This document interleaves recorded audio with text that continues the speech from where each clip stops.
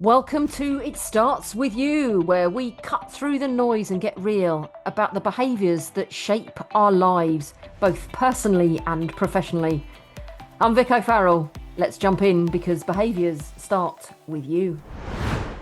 Welcome to another episode of It Starts With You. And today, look at this gorgeousness. Oh, if you're listening, you need to get on YouTube because you need to look at the gorgeousness that is Neah Tuohy. And as I ask most of my guests, Neah, would you like to introduce yourself and what it is that you do for the world? Yes. Hi, I'm Neah. A brand name now is I'm Neah Inspired. I do public speaking on highlighting the systemic failures on undiagnosed ADHD in females and the pathway to incarceration.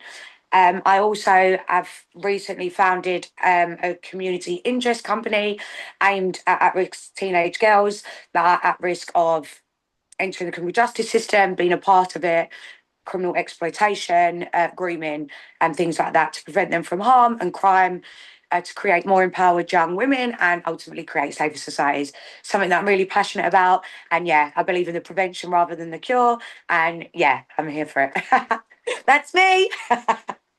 And yeah, if you haven't met Neah, Neah hasn't been in your life, you might want to strap yourself down for this one because this could go all off at a tangent. I mean, I'm bad for going off at a tangent, but Neah could go even further.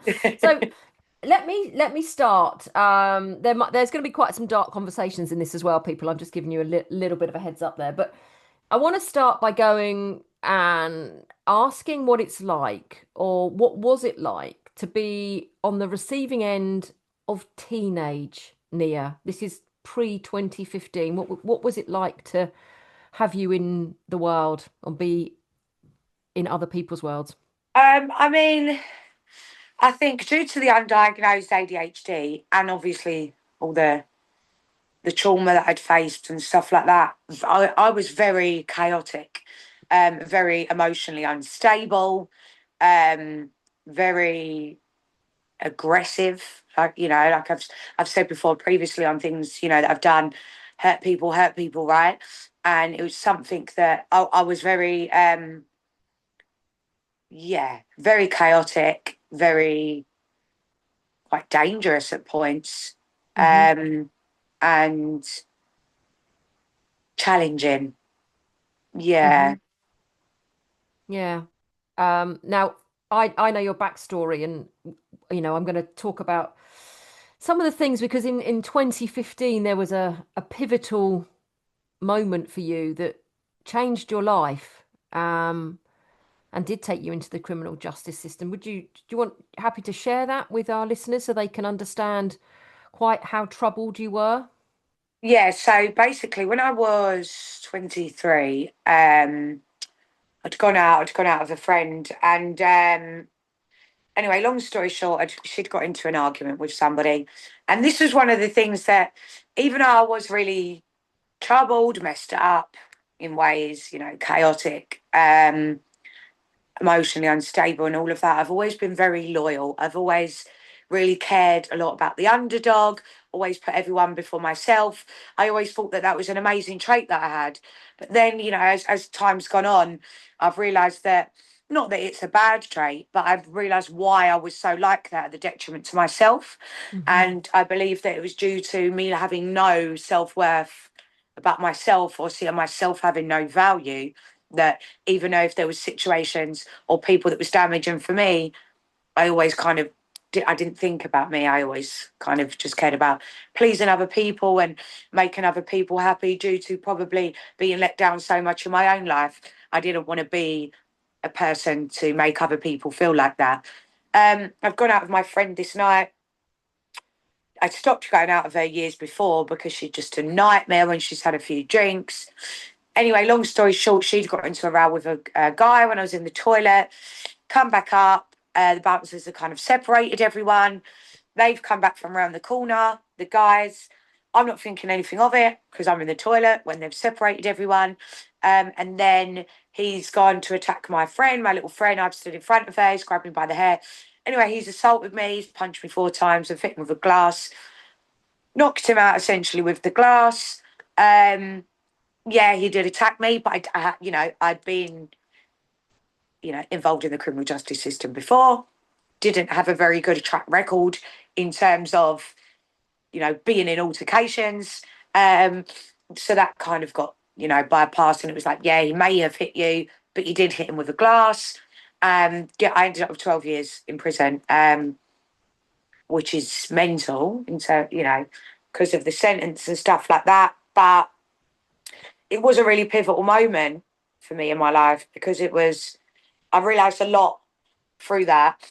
Obviously, I'd gone away for years. It obviously really highlighted the fact of how much I would put myself at a risk for the safety of other people that just didn't really care about my own, and how significant trauma played a part in my life, where in my mindset, my behaviors, my thought process, hence why I had lashed out so much with the glass, because even though, he did attack me, I believe it was why it was so, why I'd gone to such an extent was because I'd been in, I believe it was the response of being in so many traumatic situations that I'd not got out of. And just the trauma response of being so hypervigilant and in so much danger at so many points, if that makes sense. Um, It does. yeah, No, it does. It makes sense. So just to for those watching or listening, the gentleman is alive. It's. I just wanted to yeah, just yeah, clarify that, and the fact that some people might think, well, you hit him with a glass and you got what did you just say, 12 years? yeah, yeah, And that might seem, but as Nia said, that she had unfortunately been in trouble previously, and so that didn't help. So this isn't about the law and justice and all that kind of stuff. yeah. It's more about the fact that you were in prison for your 30th birthday. Yeah, and it wasn't, and and I have to highlight this a lot as well, is the sentence isn't a reflection of like how hurt he got, because No. he didn't, I'm not, playing it down. I did hit him with the glass, but the sentence was a reflection of my chaotic lifestyle, of how, I didn't hurt him, but it was luck, not judgment, that he wasn't, dramatically hurt. Yeah, and I was obviously, yeah, in prison all the way until I was 30 Yeah. due to that. And so this podcast is called It Starts With You. And the fact that you know that it was your trauma, your life, your experiences that actually, saw you facing a prison sentence. But let's talk about the behaviors within the prison sentence, the prison system, and what you've learned. Because obviously the great work that you're doing now, Nia, absolutely fundamental. I've done a talk in prison, and you think there are too many people that come out and then end up back in because there Yeah, isn't.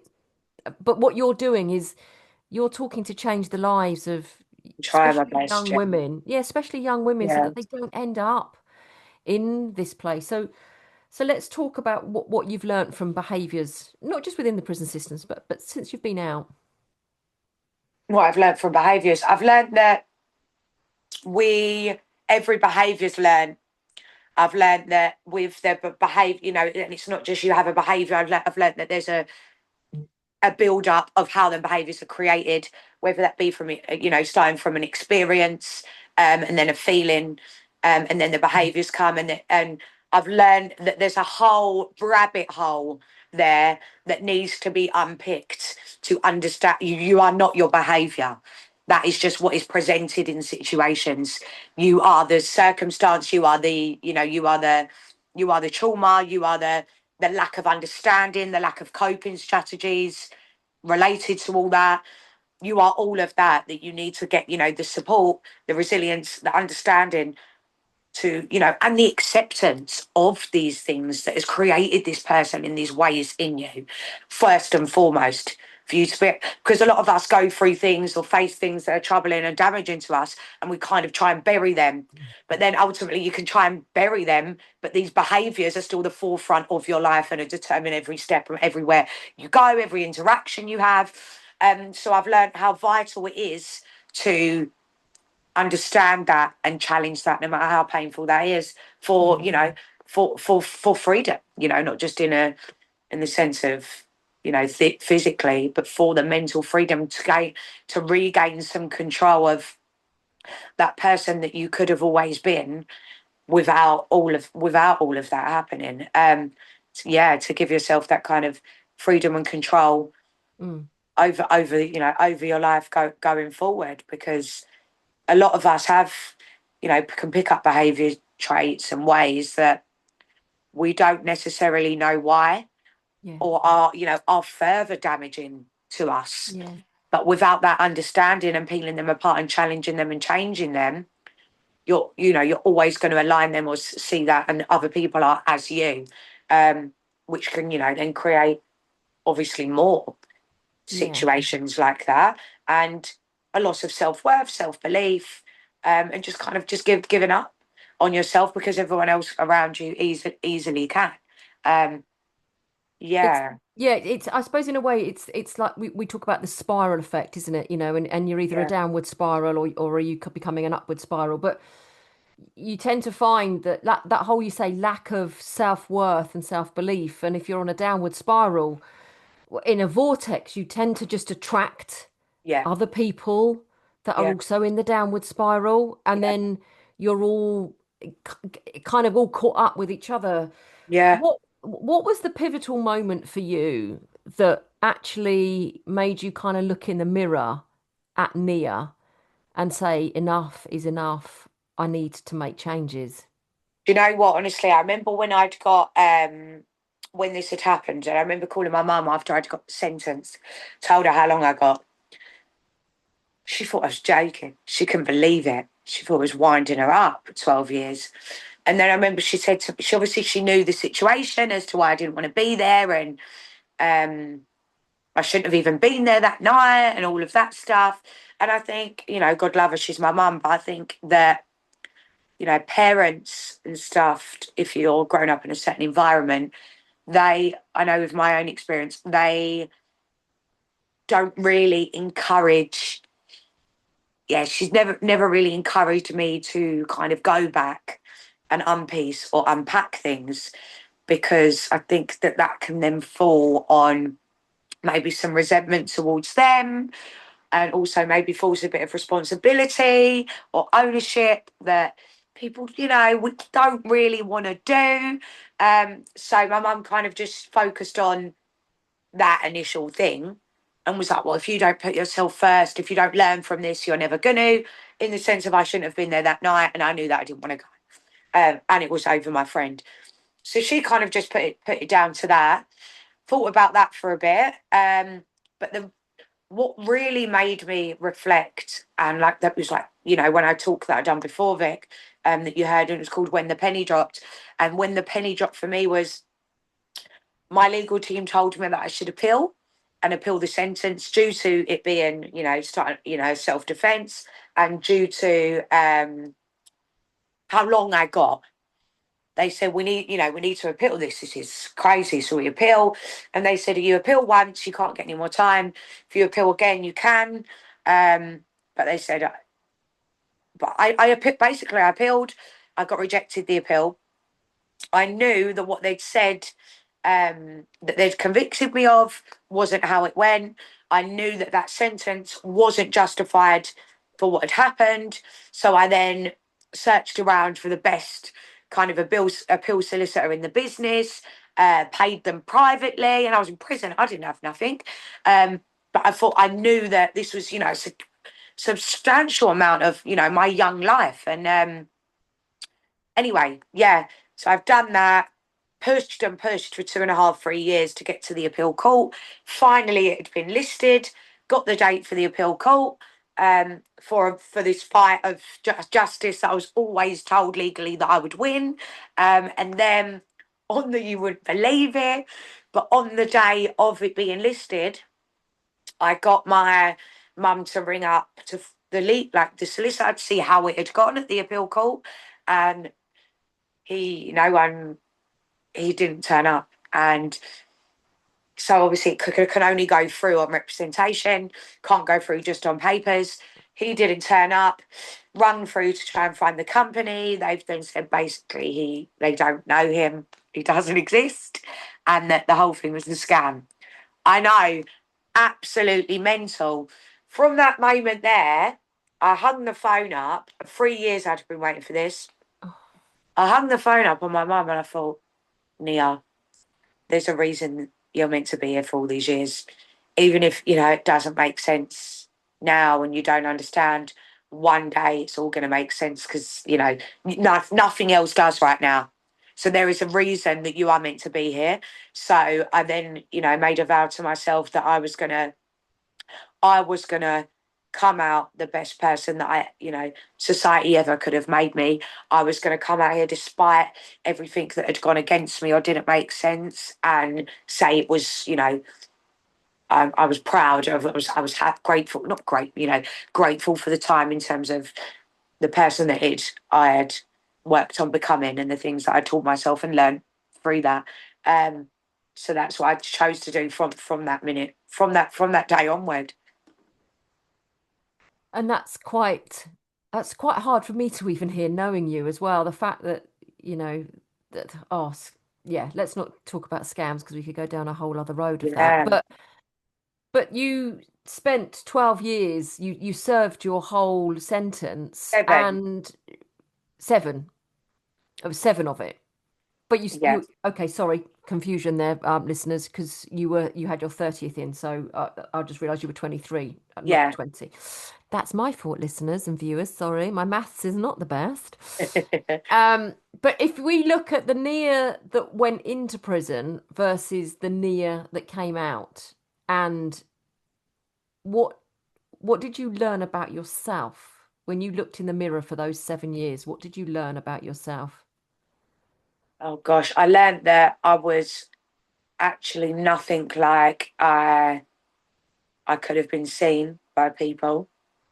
I learned that I was not strong or tough or resilient. Well, or I learned that I wasn't really handling things well. I learned that I was actually just a product of pain, and um when I and none of it really was my fault. Mm. That's what I learned. And did you unpick yourself while you were in there? Yeah, I did. Yeah, and it was one of the most eye-opening, but also painful things I've ever Mm. done. And I can see why people don't do it, and I can Yeah. see how easy it is not to do it. You know, out here because it's distraction with this work, family, one thing or another. It's very easily not to. But in there, when you're faced with nothing but a harsh, honest look at yourself, your life, every decision you've made, every person you've met, everything you've seen or been through or done, and nothing but that, you're forced to and you have to. And I knew that was my only way out of that was to. Um, Let's hit pause for a second so I can tell you how I work with leaders and teams to turn behaviour into results. If your team's stuck in the same old patterns, it's not just a skill gap, it's a behaviours gap. My multitude of workshops break those patterns and build stronger, more productive teams. It starts with you, and together we'll make it happen. it was really hard, really, really painful, and it was really sad actually when I'd got come to the realization that I wasn't actually this person. I didn't actually want to do these things or be in these environments, or it was just I just didn't know. I was just lost and Mm, traumatized and alone and afraid as well. yeah, yeah.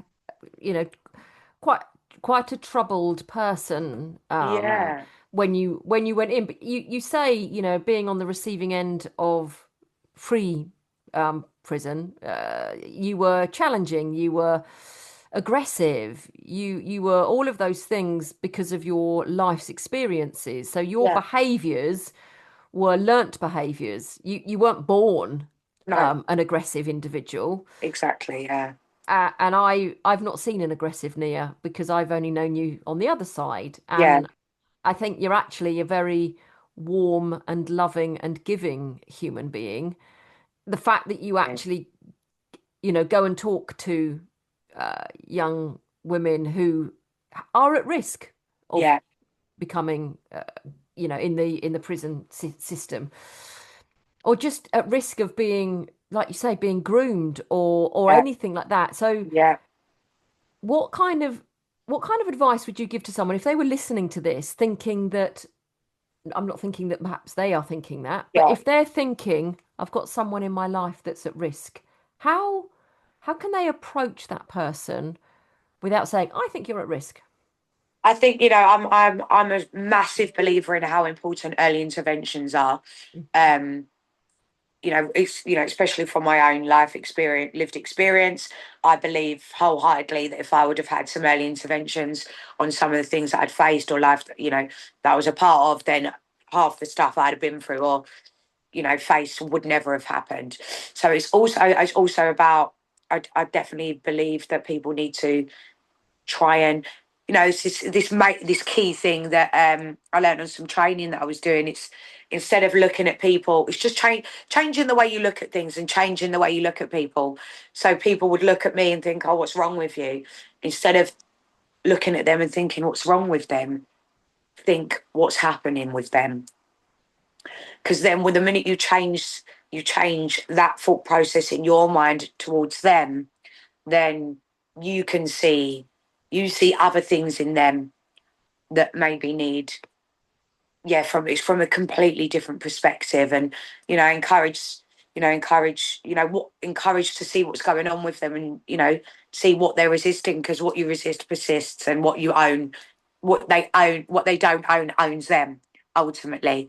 And that could be very damaging to not Yeah. only them, their life, all the people they're around, all the interactions they have, and so on and so forth. um yeah, and just encouraging that people are not alone, because when you've had certain lifestyle where people are against you, or people always hurt you or attacked you and things like that, you can be very, like I was, very suspicious of everybody, very very on guard all the time, because I always felt that everybody had an agenda, and it was always, because I was just very, very traumatized and very, very vulnerable. You then, also a bit naive in ways, because due to facing so much at such a young age, my emotional development Mm. wasn't how it should have been. So that led me to, being naive as well, and not understanding things how I should have at my age. Even now, I can learn as much and study as much and on things now, but I still don't, there'll still be days that I just don't understand stuff, how a person my age next to me would be very clued up on, because, there's things that I can learn, but I still can't catch up entirely on all them years.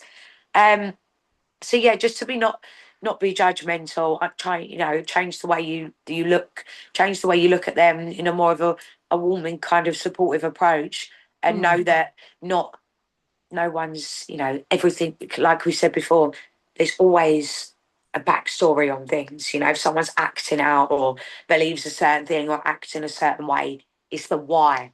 And it's the, why. Yeah. And that is that can be, that changes everything.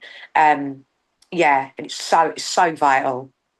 Well, I mean, it sounds exhausting as well. Like you say, being Yeah, consciously, actively being on guard, and, being anxious about everybody and being suspicious of everyone. It's quite an exhausting way to live. But really is. the way Really you is. the way you actually put that is beautiful. In fact, that the change the what's wrong to what's happening. Yeah, And that doesn't just have to be if you're thinking, oh, I've got a person in my life that I'm concerned that might be going down the wrong path, but actually just in the workplace as normal. exactly. Or In your own life, yeah, in every aspect. when Yeah. someone reacts, if someone, maybe just get on a bus and somebody just reacts differently, don't just go, oh, what's wrong? It's just like, oh, what's happening for Yeah, them? It's because that that could pause, happen, isn't it? and yeah, it's just that shift that can just go, just have a whole new.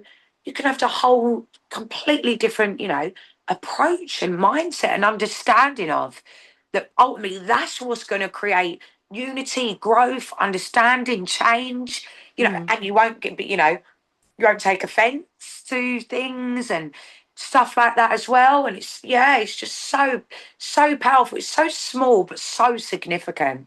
Yeah. And it is the pause, isn't it? It's that like just because we react, we react so quickly because our subconscious is that fight, flight, or freeze Yeah, from caveman days, and so we're so quick to do it that actually sometimes we can go down the wrong road, or we make yeah, assumptions about people, don't we? We all know that, exactly. We all do.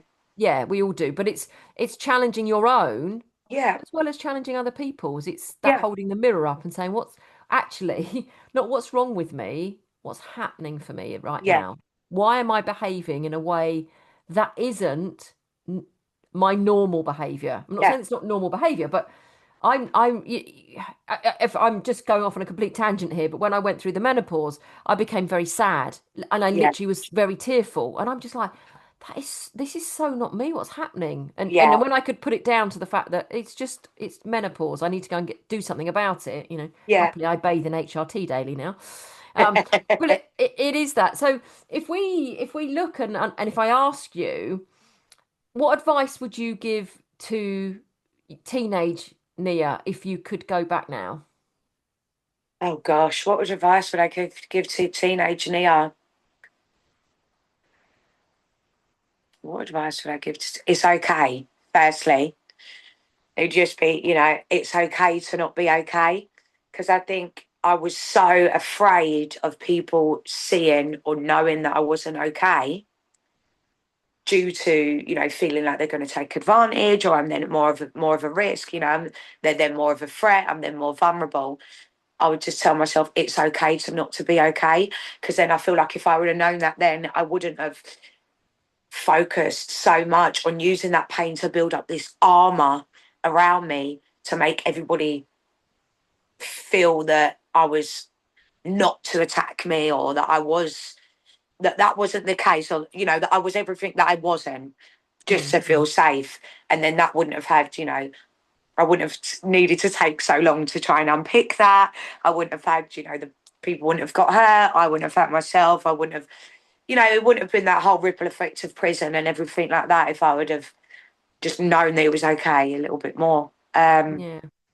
And then I could have maybe grown and understood, and got life, or taught myself more healthier things without going all round the houses.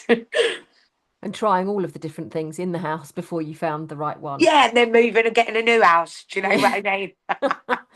Um, and if you could give anyone that's listening, maybe that's either facing challenges themselves or think that they've got other people in their life facing challenges, what one piece of advice would you give to the people in the world? My one piece of advice that I would give to people in the world is, just take time.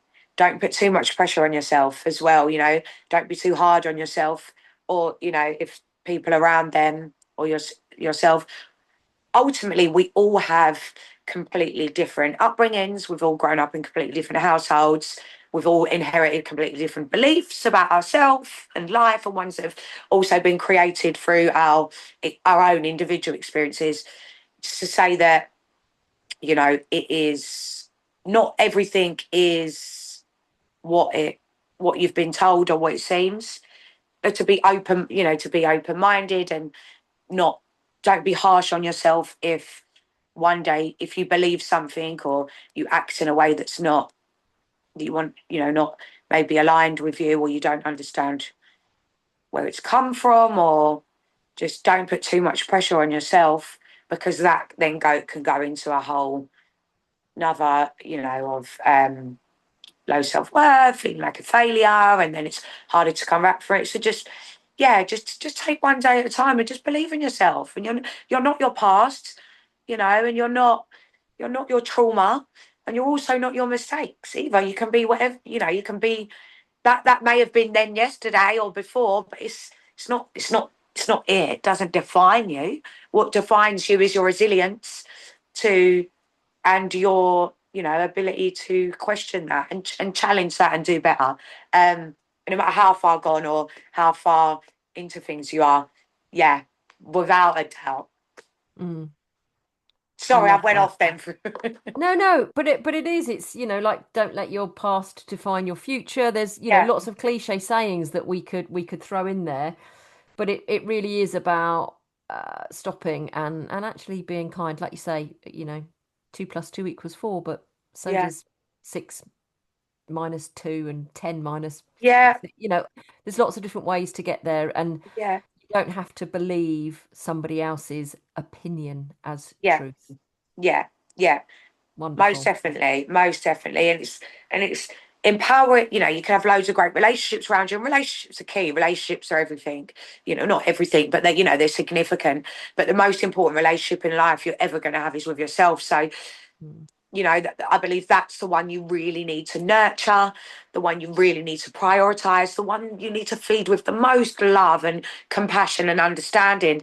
And I feel that we get so caught up in our external relationships that is one that we can kind of put to the side, a lot. And ultimately, that's when things bubble under the surface and things like that. So yeah, just really, really bear that in mind, that is, you are the most important person in your life, and it's not selfish, or it's not you're not you know a bad person for that, because I don't think we're taught to do that, No. unfortunately. And I think, that's, find you, nurture you, appreciate you, and understand you to flourish. And yeah, I just think that's so vital for everyone everywhere. And I think that's the perfect way to end this podcast episode. Thank you, Nia. Now, Thank you. Nia Inspired is your brand. And Yes. which of all the social media platforms, where's the best one to find you on? Probably LinkedIn would probably be the best one. Mm-hmm. Okay. But yeah, and I've got a link tree on my LinkedIn, which goes to like my Instagram, my YouTube, because I do other stuff like that. As TikTok. TikTok, loads of great stuff on You're there. always in my feed on TikTok. It's Am probably because I I? don't use it enough. So I do the TikTok, I do the podcast on the YouTube. I do have a lot of the stuff that I do for the public speaking on the Yeah, ADHD, and the CIC I've created all on the LinkedIn. So yeah. everywhere, but it's all there. Everywhere. You can find Nia Inspired everywhere. And obviously look Yes. in the show notes because all the links will be in there. Yes. Oh, Nia, it has been a joy and a pleasure to have Yes. you on the Likewise. podcast. Thank you for joining us. Thank you for having me. It's been a pleasure. Cheers. Well, that's today's dose of truth. Now go make it happen because behavior drives behavior, and behavior starts with you.